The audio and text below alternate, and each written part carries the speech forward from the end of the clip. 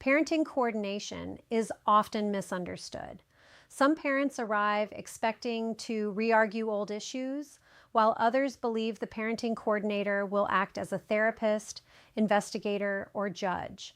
In my practice, parenting coordination is none of those things. It is an implementation process designed to help parents carry out existing parenting arrangements, resolve practical disputes efficiently, and reduce the impact of conflict on children. A parenting coordinator does not create a new parenting plan. Instead, I work within the framework already established by a court order, arbitration award, family law agreement, or parenting coordination agreement. Most post-separation disputes are not about changing parenting arrangements, they are about implementing them. These issues often involve scheduling, consultation, education, extracurricular activities, transportation, travel administration, communication breakdowns, and everyday parenting decisions. My role is to help parents address these implementation challenges and, when authorized, make determinations if a dispute cannot be resolved any other way. A core principle in my practice is that parents control their positions. The parenting coordinator controls the process. Parents are free to disagree, advocate, and provide relevant information. I determine what issue is actually being addressed, what information is required, what process will be used, whether more information is needed, when enough information has been received, and whether a recommendation or determination is appropriate. Without clear process management, parenting coordination can become an endless cycle of reporting, responses, and escalating costs. Proportionality is essential. Not every problem requires a major process. A disagreement about a school email should not generate dozens of pages of correspondence. A dispute about a single exchange should not consume months.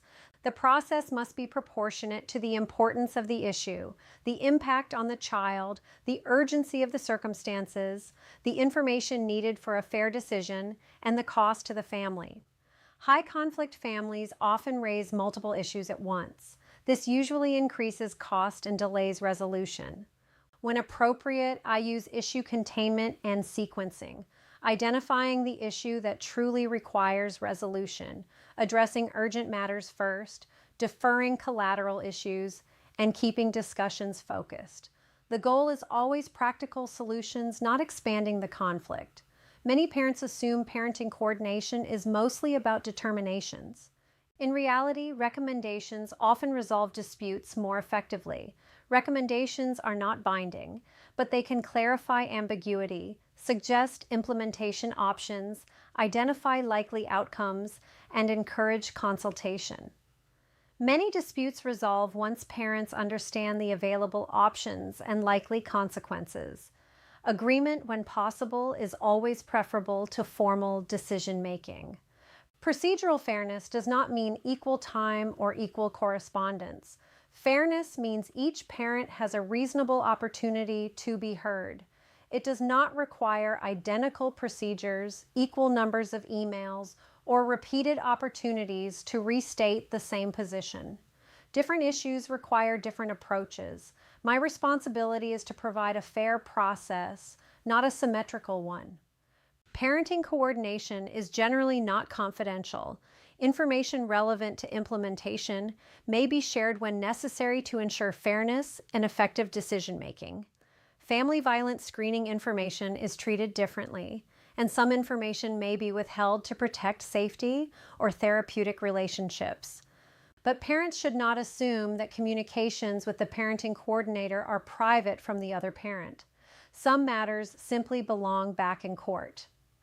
Parenting coordination does not replace judicial authority. Issues such as substantial changes to parenting arrangements, relocation, enforcement proceedings, family violence concerns requiring judicial intervention, coercive remedies, or matters beyond delegated authority must return to court. Cost management is a critical part of parenting coordination. The greatest driver of cost is not the hourly rate, it is the amount of process. Unlimited communication leads to unlimited reporting, unlimited review, and increased cost. I actively manage process to keep the work focused, proportionate, and efficient. The goal of parenting coordination is not to make parents agree or become friends. The goal is to help parents implement parenting arrangements, resolve practical disputes, reduce unnecessary conflict, and support their children. The process works best when parents understand the role, its limits, and the importance of structure. That structure is not a barrier. It is what allows families to resolve issues more efficiently, more affordably, and with far less conflict than repeated returns to court.